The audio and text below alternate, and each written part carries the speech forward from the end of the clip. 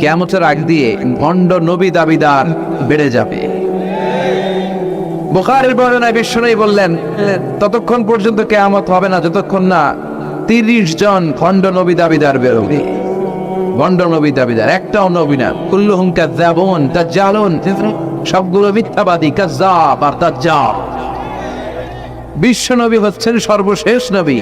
আমার নবীর পরে আর কোন নবী আসবে?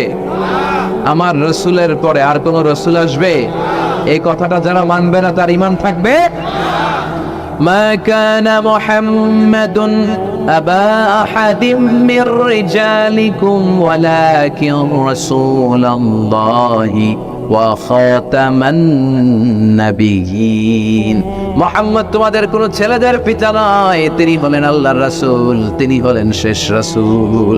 খাতামান নাবিয়্যিন, সাইয়েদনা আদম থেকে শুরু করে নবী আসার যে ধারাবাহিকতা, এটা বিশ্ব নবীর মাধ্যমে এই চেইনটাকে কাট আপ করে দিয়েছে কে? আমার নবীর পরে কোনো নবী নাই। বিশ্ব নবী বলতেন, লা নাবিয়্যা বা'দি ওয়ালা রাসূলুল্লাহ, আমার পরে নবীও নাই, রাসূলও নাই, তবে লাউ কানা বা'দি নাবিয়্যুন লাকানা উমর, আমার পরে যদি কেউ নবী হতো আমার সাহাবী ওমর নবী হয়ে যেত। প্রভু তুমি বলেছ রাসূল দেবে না, বলনি দেবে না ওমর, বলনি দেবে না হামজা তারিক, খালিদ বিজয়ী সমর। প্রভু তুমি বলেছ রাসূল দেবে না, বলনি দেবে না ওমর, বলনি দেবে না হামজা তারিক, খালিদ বিজয়ী সমর। প্রভু তুমি বলেছ রাসূল দেবে না। সুবহানাল্লাহ পড়েন। ওমর ফারুক নবী হয়ে যেত, এমন কোয়ালিটি ছিল। আসাদুহুম ফি আমরিল্লাহি উমর, আল্লাহর আইন বাস্তবায়নের ক্ষেত্রে গোটা বিশ্বের মধ্যে সবচেয়ে শক্ত ছিলেন সাইয়েদনা উমর। আর এই উম্মতের মধ্যে সবচেয়ে নরম দিলের ছিলেন সাইয়েদনা আবু বকর। আরহামু উম্মতি বি উম্মতি আবু বকর। তিনি যখন নামাজে দাঁড়াতেন, সালাতে দাঁড়াতেন, উনি যখন তেলাওয়াত শুরু করতেন, ওনার কান্নার আওয়াজে তেলাওয়াতের আওয়াজ বুঝতে যেত। আর আমাদের নামাজে কান্না আসে? হ্যাঁ, নামাজে দাঁড়াইলেই সারাদিন যেটা মনে পড়ে না ওটা নামাজে দাঁড়াইলেই মনে পড়ে। আছে না নাই? নামাজেও দাঁড়ায়, আবার বিপিএল এ কি হইলো ওই টেনশন আছে না নাই? নামাজও পড়ে, আবার বাসা থেকে আউট। এখন তো আবার উনি কি এমপি না, মাননীয় এমপি মাশরাফি। এমপি বললে কেমন জানে লাগে? শুধু মাশরাফি বলতে ভালো লাগে, কথা কম। তো উনি কি আউট নাকি ছক্কা, এই টেনশন গুলো আছে না নাই? এই তো আমাদের নামাজ। এই নামাজগুলো মিজানের পাল্লায় উঠালে কোনো ওজন হবে? কথা বলেন। বিশ্বনবী যখন সালাত পড়তেন, বিশ্বনবীর পা গুলো ফুলে, হাত্তা তাতাওয়াররামু কাদামা, টিউমার যেমনি ফুলে থাকে, বিশ্বনবীর পা গুলো ফুলে যেত। তাহাজ্জুদ পড়তে পড়তে দাঁড়িয়ে থাকতে থাকতে হাত দুইটা প্যারালাইজড হয়ে যেত, আর নাড়াতে পারে না। এরপরে তিনি হাত ছেড়ে দিতেন প্রশান্তির জন্য। এরপরে হাত ছেড়ে দিয়ে কেরাত পড়তেন, আবার যখন ভালো লাগতো আবার থাকতেন। সুবহানাল্লাহ পড়া। আলী কারামাল্লাহু ওয়াজহার পায়ের ভেতরে এক যুদ্ধে তীর ঢুকে গেল। এই তীর টেনে বের করা যায় না, তীর টান দিলে উনি চিৎকার মারে, জখম হয়েছে অনেক ভিতরে। বিশ্বনবী বললেন, আরিহনা বিসসালাহ ইয়া বিলাল, আকিমিস সালাত, বেলাল আযান দাও, নামাজ শুরু কর। নামাজ শুরুর আগে আরেক সাহাবীরে বললেন, আলী যখন জামাতের কাতারে দাঁড়াবে, তুমি নামাজে না দাঁড়িয়ে আলীর পায়ের সামনে যে ওই পায়ের তীরটা টান দিয়ে বের করবা। সুবহানাল্লাহ পড়েন। একামত হলো, বিশ্বনবী সালাত শুরু করলেন। বিশ্বনবীর কথা অনুযায়ী ওই সাহাবী যে আলী কারামাল্লাহু ওয়াজহার পা থেকে টান দিয়ে তীরটা বের করে নিয়ে আসতেন, ফিনকি দিয়ে রক্ত বেরোলো, জায়গাটা রক্তে সয়লা, কিন্তু সাইয়েদনা আলী কারামাল্লাহু ওয়াজহা টেরি পায়নি। সালাত শেষ, উনি দেখেন পায়ের মধ্যে তীর নাই, রক্তের সয়লাব, যেখানে দাঁড়ালেন ওখানে খালি রক্ত। বিশ্বনবীরে বললেন, ও নবী আমার পায়ের তীর কই? বিশ্বনবী বললেন, আলী রে, আমি জানি তুমি যখন যায় নামাজের জন্য দাঁড়িয়ে যাও, দিন দুনিয়ার হুঁশ তোমার থাকে না, তোমার হৃদয়টা এখানে থাকে না, দেহটা এখানে থাকে, হৃদয়টা চলে যায় আল্লাহর আরশের উপরে। ওনাদেরও নামাজ, আমাদেরও নামাজ। সাহাবারা যখন মরুভূমিতে নামাজ পড়তেন, মরুভূমির পাখিগুলো এসে সাহাবাদের মাথার উপরে বসে যেত। পাখিগুলো মনে করতো এগুলো মরুভূমির খেজুর গাছটা সব। কি হবে? কারণ নড়ে চড়ে না তো, আমাদের মতো এরকম দাড়ি চুলকা না, এরকম জামা ঠিক করে না, দাঁড়াইছে তো দাঁড়াইছে। সুবহানাল্লাহ পড়েন। তো ইবাদতে এরকম আন্তরিকতা, একাগ্রতার দরকার আছে না নাই?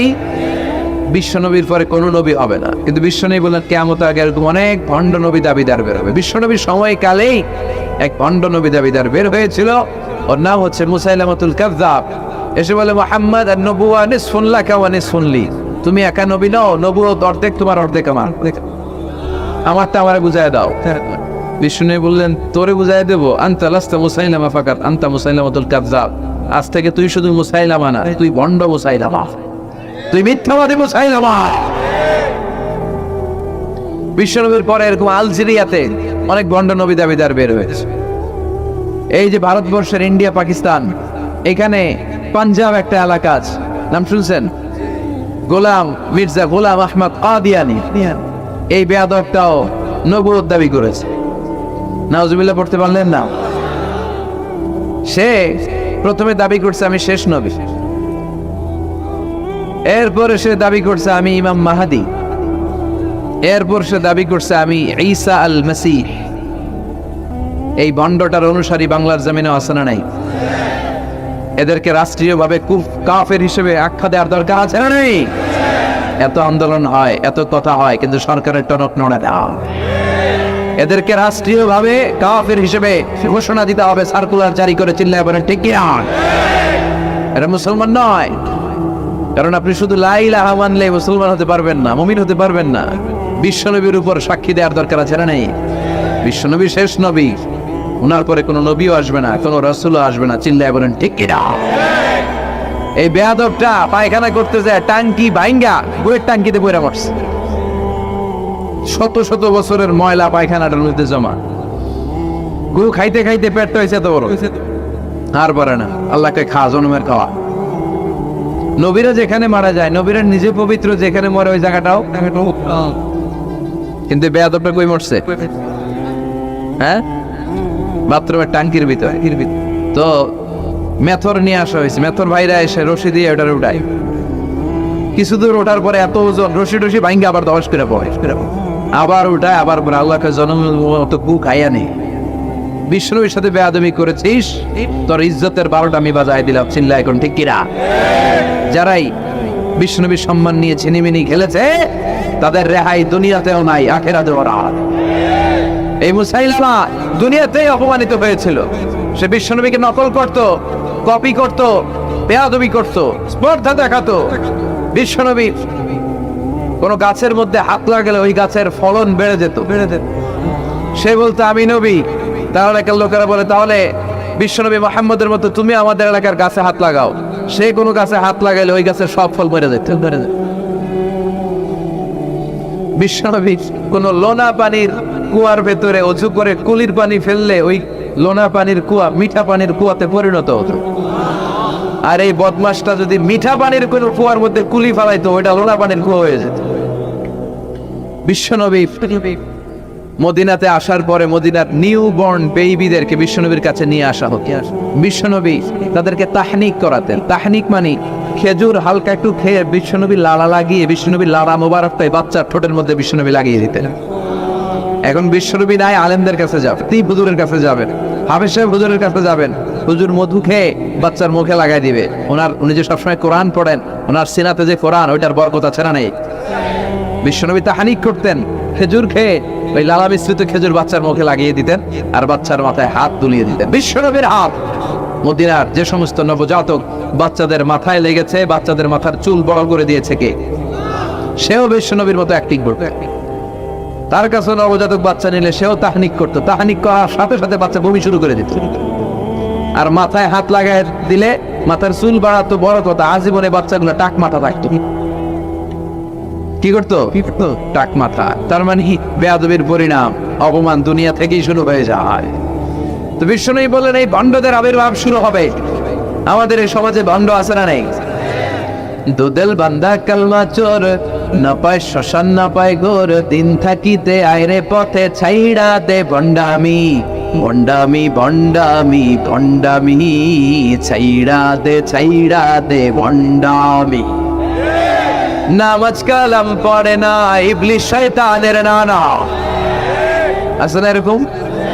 ইসলামের লেবাস লাগায়, দাড়ি রাখে, চুল বড় রাখে, জট পাকায় রাখে, রোজা নাই, নামাজ নাই, পরিচ্ছন্নতা নাই, আতর নাই, গোসল নাই, আছে না নাই? এরকম বন্ড পীর আছে না নাই? হক্কানি পীর যারা, তাদের বিরুদ্ধে আমার কোনো কথা নাই, কারণ এদেশে অনেক লক্ষ লক্ষ হিন্দুরা এই হাক্কানি পীরদের হাতে হাত রেখে কালিমা পড়ে মুসলমান হয়েছে। তাদেরকে আমরা সাপোর্ট করি। আমাদের বিরুদ্ধাচারণার হুঙ্কার হচ্ছে ভণ্ডদের বিরুদ্ধে। এই দেশে এত ভণ্ড পীর, এই দেশে যত ভণ্ড পীর আছে, অনেক দেশের জনসংখ্যাও এত নাই। কথা বলেন, অনেক ভণ্ড পীর আছে সারা বছর নাকি গোসল করে না, বছরে করে একবার, ওই গোসলের পানি মুরিদরা খায় সব সময়, আছে না নাই? এগুলোর সাথে আমাদের কোনো সম্পর্ক। বিশ্বনবী বললেন এরকম ভণ্ডদের আবির্ভাব সমাজে হবে কিয়ামতের আগে। এই আলামতটা সমাজে আছে না নাই? দেখেন বিশ্বনবী যাই বললেন অক্ষরে অক্ষরে মিলে যায়। এরপরে বিশ্বনবী ফরমান কাসরাতুল হারাজ, কিয়ামতের আগে হারাজ বেড়ে যাবে। সাহাবারা বললেন ওমাল হারাজ ইয়া রাসূলুল্লাহ, হে নবী হারাজ কি? বিশ্বনবী বললেন হাদা হুয়াল হারাজ, হাদা হুয়াল হারাজ। কি বুঝলেন? মারামারি, কোপাকুপি, যুদ্ধ, আছে না নাই? আমরা কি যুদ্ধ চাই? যুদ্ধ নয় আরে যুদ্ধ নয়, নয় আর কোন তাজালা, সেই পৃথিবী আমাদের সকল মানুষের হোক নিরাপদ আবাস, সেই পৃথিবী আমাদের সকল মানুষের হোক নিরাপদ আবাস। We don't want to see any war in the whole world. We don't want to see anyone in the whole world. ঠিক কি না? আমরা কোনো যুদ্ধ দেখতে চাই না, মারামারি দেখতে চাই না, অন্যায় হত্যাকাণ্ড, বিচার বহির্ভূত কোনো হত্যাকাণ্ড আমরা এদেশে দেখতে চাই না। বিশ্বনবী বললেন কিয়ামতের আগে এগুলো বেড়ে যাবে, বেড়ে যাবে। বিশ্বনবী বললেন যে হত্যা করবে সে জানবে না কেন আমি হত্যা করলাম। এরকম হত্যা দেশে আছে না নাই? উপরের নির্দেশ, উপরের টেলিফোন, শুট করো, পোশাকি বাহিনী, পিস্তল আছে, শুট করে দিল, কিন্তু কেন সে মারলো ওই সৈনিক জানে না। এরকম আছে না নাই? আবার যে নিহত হইল সেও জেনে মরতে পারলো না যে আমি কেন মরলাম। কথা কন। আহা, এই বাংলার বিভিন্ন নদীতে, মাঠে ঘাটে হাত বাঁধা, পা বাঁধা, চোখ বাঁধা, বস্তাবন্দি করা লাশ পাওয়া যায় কি যায় না? এই দুনিয়ায় তারা বিচার পায় নাই, কিন্তু এগুলোর বিচার আছে না নাই? এগুলোর বিচার যদি না থাকতো, the worldly life will be a joke. এই পৃথিবীটা একটা জোকিং হইতো, জোকিং। জোক করার জন্য আল্লাহ পৃথিবী বানায় না। যেগুলোর বিচার এই জমিনে আমরা পাই নাই, সেগুলোর বিচার আখিরাতে হবে। সেদিন হবে আসল বিচার, সেদিন হবে ফাইনাল খেলা। সেদিন হবে কি খেলা? বিশ্বাস হয়? অপেক্ষা আছে না নেই? সবগুলোর বিচার হবে ইনশাআল্লাহ। বলেন, আপনার জমি মেরে খাইছে, দুনিয়ায় বিচার পান নাই, আহকামুল হাকিমিনের বিচার আছে না নাই? আপনাকে অন্যায় ভাবে আঘাত করেছে, দুনিয়ার বুকে বিচার পান নাই, আখিরাতে বিচার আছে না নেই? বিশ্বনবী বললেন এই মারামারিটা বেড়ে যাবে কিয়ামতের আগে। এখন দেখেন খালি মারামারি, কোপাকুপি। 2 টাকার টেম্পো ভাড়া লইয়া একজন আরেকজনের মাইরা ফেলাইছে। কয় টাকা? নাউজুবিল্লাহ পড়বেন না? আল্লাহ এই ফিতনা থেকে তুমি আমাদের বাঁচাও। এরপর বিশ্বনবী বললেন দিয়াউল আমানা, কিয়ামতের আগ দিয়ে আমানতের খেয়ানত হবে। এটা আমাদের সমাজে আছে না নাই? বিশ্বনবী বললেন কিয়ামতের আগ দিয়ে আমানতের খেয়ানত হতে থাকবে। ইদা দুইয়াতিল আমানাতু ফান্তাযিরিস সাআ। সাহাবারা প্রশ্ন ছুড়ে দিলেন, ইয়া রাসূলুল্লাহ মাতা সাআ, কখন কিয়ামত হবে? বিশ্বনবী বললেন ইদা দুইয়াতিল আমানা, যখন আমানতের খেয়ানত হবে তখন কিয়ামত হবে। সাহাবীরা আবার প্রশ্ন ছুড়লেন কাইফা ইদাআতুহা ইয়া রাসূলুল্লাহ, হে নবী আমানতের খেয়ানত কেমন করে হবে?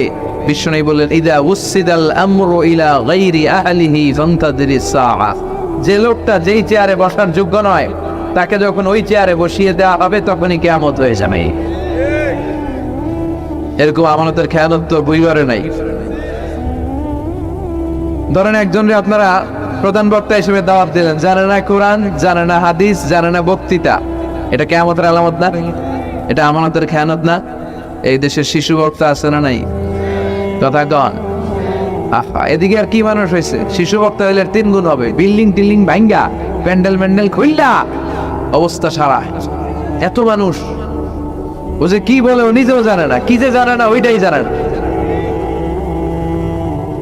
সবকিছুর একটা বয়স আছে, তোমাকে পড়াশোনা করতে হবে, তোমাকে ডিগ্রি অর্জন করতে হবে, তোমাকে জানতে হবে, তোমাকে বিশ্লেষণ করার, অ্যানালাইসিস করার ক্ষমতা রাখতে হবে। ছোট বাচ্চা যদি মুরব্বির মতো কথা বলে আমরা এটা বেয়াদব বলি। আপনারা বই করে কি বলেন? বেয়াদব। পাশে খতিব সাহেব হুজুর, এখানে হাফেজ সাহেব হুজুর, এখানে ইমাম সাহেব হুজুর, এখানে কামিল মাদ্রাসার প্রিন্সিপাল, এখানে জগৎ বিখ্যাত মুহাদ্দিস, আর সে বেয়াদবের মতো পায়ের উপর পা তুলে আঙ্গুল দাঁড়িয়ে দাঁড়িয়ে কথা বলে। এটা কিয়ামতের আলামত। এগুলো বন্ধ করেন, এগুলোর সাথে ইসলামের সম্পর্ক নাই। যারা কোরআনের কথা জানে, যারা আলেম, তাদেরকে দাওয়াত করেন, জ্ঞান গর্ভ আলোচনা করবো, আপনার জীবনকে উজালা করে দিবে কে? কিন্তু লোক জড়ো করার জন্য এগুলো করে। আহা, তাফসীর মাহফিলের ভিতরে এই সব খালি লোক দেখানো মানসিকতা। কে আসলে বেশি লোক হবে এরা দাওয়াত কর। মাহফিল হইলে এরা লাগবে, ওরে লাগবে, এরা লাগবে। আমগো অবস্থা হালুয়া টাইট। 15,000 দাওয়াত ইনভাইটেশনের মধ্য থেকে 90টা প্রোগ্রাম রেখেছে এই বছর। 15,000। এটা কিয়ামতের আলামত না? সুবহানাল্লাহ কয়। আর এটা কিয়ামতের আলামত কেন? আমারও লাগবে কেন? আপনার এলাকায় মুহাদ্দিস নাই? আপনার এলাকায় মুফাসসির নাই? মিজানুর রহমান আজহারীকে লাগবে কেন? মিজানুর রহমান আজহারী যেখানে সুযোগ হবে 2-4 জায়গায় প্রোগ্রাম করবে। এখন তো ইউটিউবে সব দেখা যায় যে এত চ্যানেল, অনেক মাহফিলে এত শ্রোতাও নাই।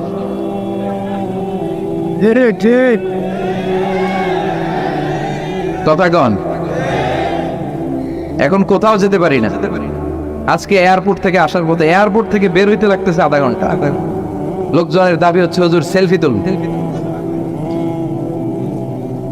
সেলফি তুলবো, তাও বিভিন্ন অঙ্গভঙ্গি করে, এরকম মুখ বাঁকা করে, এরকম হাত বাঁকা করে। আমি বললাম কি স্টাইল? এটা গ্যাংনম স্টাইল।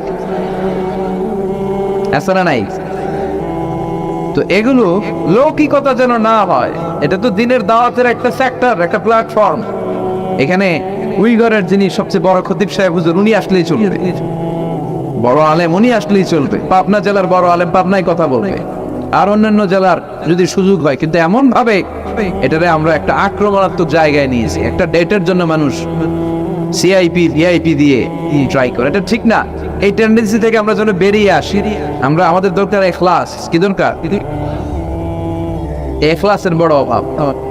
আবার মাহফিলে গেলে আমাদেরকে অনেক ক্রাইটেরিয়া দেয়, বলে হুজুর আপনার কিন্তু আজকে কাঁপাইতে হবে। আমি আসছি কোরআন থেকে কথা বলতে, এখানে কাঁপাকাঁপি হলে তো ভূমিকম্প হয়ে যাবে। কথা বলেন। আবার বলে হুজুর আপনার কিন্তু আজকে জমাই দিয়া যাইতে হবে। কি করতে হবে? জমাইতে হবে। তো এগুলোর সাথে ইখলাসের কোনো সম্পর্ক আছে? আবার বলে হুজুর কেউ যেন না ওঠে, আপনার কিন্তু ধরে রাখতে হবে। মানে আমনে করে সবাই ধরে রাখতে হবে, পাও ধরে থাকেন। এগুলোর সাথে হেদায়েতের কোনো সম্পর্ক? এজন্যই তো সমাজে হেদায়েত নাই। মাহফিলের পরে মাহফিল হয়, ফজরের নামাজটা ঠিক মতো হয় না। হেদায়েত শূন্য, হেদায়েত নাই, ইখলাস নাই। কি উদ্দেশ্যে শুনতেছি এটা যেন খেয়াল করে আমল করতে পারে, এই টেন্ডেন্সিটা নাই। আসুন আমরা একটু থামি। স্টপ, থামেন। অনেক হয়েছে, আর না। ইসলাম কি বলে, কি শিখাতে চায়, কি বোঝাতে চায়, ওইটা বোঝার চেষ্টা করেন, ওইভাবে মানার চেষ্টা করেন। কে কি বললো দেখার দরকার নাই। এত লোক জড়ো হওয়ার দরকার নাই। আজকে যদি চ্যানেল একটাও না থাকতো, 10 জন বসে যদি আমার কথা শুনতো, কোনো সমস্যা আছে? কথা বলেন। এজন্য হেদায়েতটা সবচেয়ে বেশি জরুরি, ইখলাসটা জরুরি। আল্লাহর প্রতি ভয়, আস্থা, ভালোবাসা, এটা বেশি জরুরি। আল্লাহ তুমি ইখলাস দিয়ে আমাদের হৃদয়টাকে পূর্ণ করো। তাহলে এই যে লোক যে চেয়ারে বসার যোগ্য না, ওই লোক যদি ওই চেয়ারে বসে, কিয়ামতের আলামত আছে না নাই? চেয়ারম্যান হওয়ার যোগ্যতা যদি না থাকে, যদি চেয়ারম্যান হয়ে যায়, হ্যাঁ, সাইয়্যিদুল কওমি খাদিমুহুম, নেতা হবে তারা যারা মানুষকে খেদমত করবেন। খেদমত করার জন্য 1.5 কোটি টাকা খরচ করে চেয়ারম্যান ইলেকশন করে। 5 কোটি টাকা। এগুলো কেন? এই ট্রেডিশন দেশে আসলো কেন? উনি টাকা খরচ করবে কেন? ওনার চা খাওয়া দাওয়া, সিগারেট খাওয়া লাগবে কেন? উনি তো আমাদের খাদেম হওয়ার জন্য আসছে। উনি জনপ্রতিনিধি হয়ে দাঁড়াবে, যাকে আপনারা পছন্দ করবেন ভোট দিবেন না। হাজার হাজার কোটি টাকা, শোডাউন, সব আছে না নাই?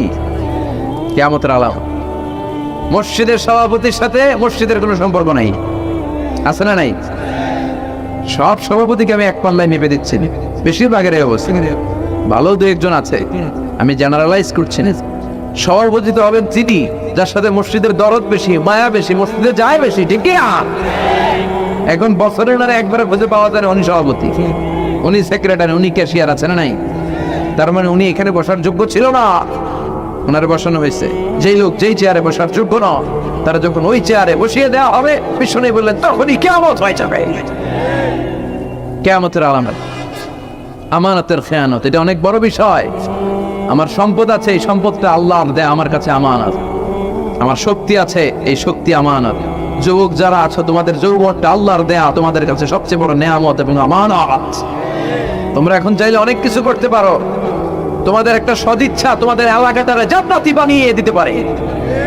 তোমরা চাইলে সাগরের স্রোতকে পাল্টে দিতে পারো, বাতাসের গতিকে উল্টে দিতে পারো। তোমরা ইতিহাস রচনা করতে পারো।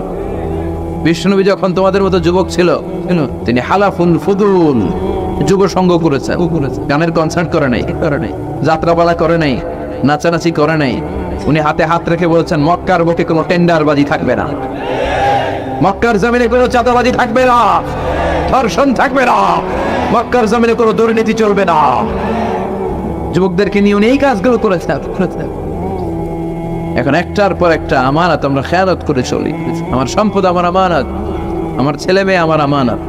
আমার ছেলে কার সাথে মিশে, ও ডিশের কোন চ্যানেল দেখে, ও ইউটিউবে কোন সাইট ব্রাউজ করে, এটার ব্যাপারে কিয়ামতের দিন আমার জিজ্ঞেস করবে কে? কারণ এটা আমার। যিনি চেয়ারম্যান, পুরো ইউনিয়ন পরিষদ তার কাঁধে আমার। যিনি এমপি, ওনার এলাকায় কি ঘটে না ঘটে এটা খোঁজ খবর নেওয়া তার আমানত। মেম্বার অফ দ্য পার্লামেন্ট যিনি আছেন এই এলাকা, তার এলাকায় যদি ইয়াবার আড্ডা বসে, গাঞ্জার আসর বসে, এটার তার দায়ভার তিনি এড়াতে পারেন না। তার এলাকায় ধর্ষণ হলে এটার দায়ভার তিনি এড়াতে পারেন না। এটা তো আমানত। যিনি মন্ত্রী, পুরো মন্ত্রণালয় এটা তার কাঁধে আমানত। যিনি মাননীয় প্রধানমন্ত্রী, আমার ৫৬,০০০ বর্গ মাইলের প্রতিটা ইঞ্চি মাটি তার হাতে আমানত। এটা অনেক বড় বিষয়। আর মুমিনের বৈশিষ্ট্য হচ্ছে ওয়াল্লাযীনা হুম লিআমানাতিহিম ওয়া আহদিহিম রাউন। যারা বিশ্বাসী তারা কথা দিয়ে কথা রাখে আর আমানতের খেয়ানত করে। এজন্য আমানত পূর্ণ করতে রাজি আছেন? যেখানেই আমানত নষ্ট হবে সেখানেই কিয়ামতের ভয় আছে না নাই?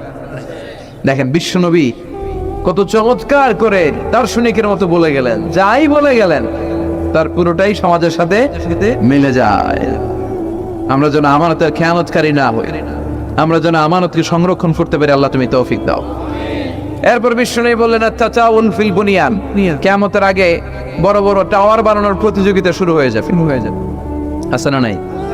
আজকে নারায়ণগঞ্জে ঢুকে, এটা যে নারায়ণগঞ্জ যেটা আমি চিনতেই পারতেছি না। এত সুন্দর হাইওয়ে, এত বিল্ডিং, বিশাল বিশাল টাওয়ার। আগে ছিল এগুলো? কথা বলেন। আরব বিশ্বে দেখবেন বুর্জ আল খলিফা, জমজম টাওয়ার, এই টাওয়ার ওই টাওয়ার, একটার পর একটা টাওয়ার। বিশ্বনবী বললেন কাবার পাশে যে পাহাড়গুলো আছে, শুনতেছেন? মনোযোগ আছে? কষ্ট হচ্ছে না তো? কাবার পাশে যে পাহাড়গুলো আছে, কাবার পাশে টাওয়ারের উচ্চতা যদি পাহাড়ের চেয়ে উঁচু হয়ে যায়, ফাআলাম ফাইন্নাল আমরা ক্বাদ আদাল্লাহ, জেনে রাখো কিয়ামত বেশি দূরে নাই, কিয়ামতের ছায়া তোমার উপরে ছায়া দিচ্ছে। এখন মক্কা শহরের পাহাড়ের চেয়ে হাইট বেশি এরকম বিল্ডিং আছে না নাই? কাবা ঘরের পাশেই তো একটা আছে জমজম টাওয়ার, 120 তলা উঁচু। মক্কার ক্লক টাওয়ার 120 তলা, বিশাল বড় ঘড়ি লাগানো। এগুলো সব কিয়ামতের আলামত। ওর 5 তলা, আমার লাগবে 10 তলা। ওর 2টা গাড়ি আছে, আমার লাগবে 4টা গাড়ি। ও তাহাজ্জুদ পরে আমারও তো পড়তে হবে, ওই টেনশন নাই। ওর মেয়ে হেজাব পরে, আমার মেয়েটারা হেজাব পড়াবো, ওই চিন্তা নাই। ওর ছেলে নামাজে যায়, আমার গাঞ্জা খোট্টারও নামাজে বানাবো, এই টেনশন করে না। খালি সম্পদ কেমনে বাড়াবে, দুনিয়াবি চিন্তা। এই পৃথিবীটা একটা ধোঁকা।